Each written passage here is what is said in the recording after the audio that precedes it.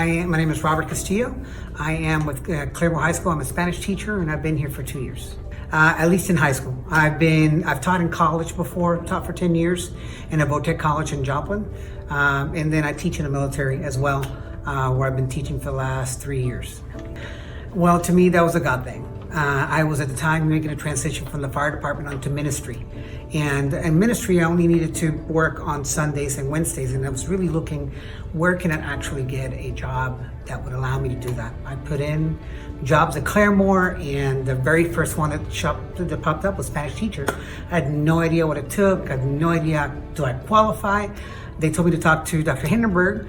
And so I scheduled a meeting just to ask him questions. And in about 2 minutes in, I realized that he was actually interviewing me. And so at the end of the interview, he ended up offering me to put in an application and let's see what we can do and go from there.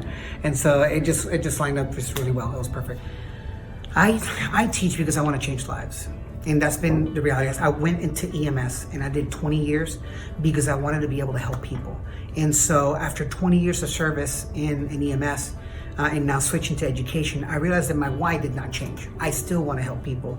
The only difference is I get probably a bigger impact because I have maybe a bigger audience, right? Though I have them every day, so I get to pour in just a little bit more each and every single day. Unlike my one or maybe two encounters with a patient throughout the years, I actually get more. So I have more of an impact with the students and being able to, like I said earlier, I want to just be able to change that one. I want to have an impact on that one. I want to be able to have one student to realize that they have the potential to do whatever they want to do. But a lot of times they're here or not on those. They hear a lot of, well, you're not doing this, you're not doing that, you're not doing that. Well, it's true. Academically, there's some students that actually struggle to either sit in the classroom still or do the paperwork or turn in their homework, right? But you sit and watch them. And I've seen some students out here that have an amazing ability at drawing. An amazing ability at drawing. And I'm like, are you embracing this? You know that there's people who can't.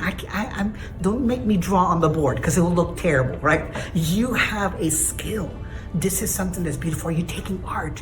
Are you taking advantage of the program that we have? We have 2 great art teachers who will mentor you and help you. Have you taken advantage of that, right? Having that impact on students. That's my why.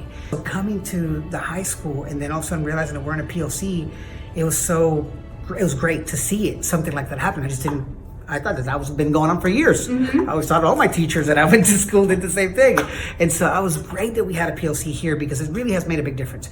Being able to have that ability to have people in the same subjects, in the same areas, in the same department, collaborating together, and then making sure that they're teaching the same material. Not only that, leaning on their strengths and weaknesses, right? Being able to know, okay, I am not very good at teaching this material. How are you teaching it? How did you get the students to get to this particular score? How can you get the students to understand this concept better? Where my students didn't do as well. And so having that collaboration, to me, it's absolutely amazing. That here at Claremore, we have people who truly care, who really want what's best for students, and they want what's best for each and every single one, a person that's in the building, whether it be a custodian, whether it be a student, whether it be a teacher, whether it be an administrator.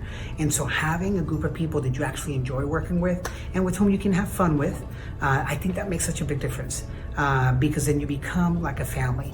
When you make it too robotic, when you make it too too strict and too many rules in those ends, right? And I've been in some of those workplaces, right, where the relationships between people are not there because it's just all about all these different things that are just kind of getting in the way. I feel like those things don't get in the way here. You still have the rules, you still have the regulations, you still have the things that we have to follow as teachers. But the reality is when it comes down to it, there is that connection of human to human, person to person, regardless of what their position is, that you can have a conversation with them and know that they'll give you honest advice, know that they'll be there to support you no matter who they are in the spectrum. All school systems have the same, may I say, challenges, right? Challenges with curriculum, challenges with students, challenge with the schedule, challenges with these classes and those classes, right?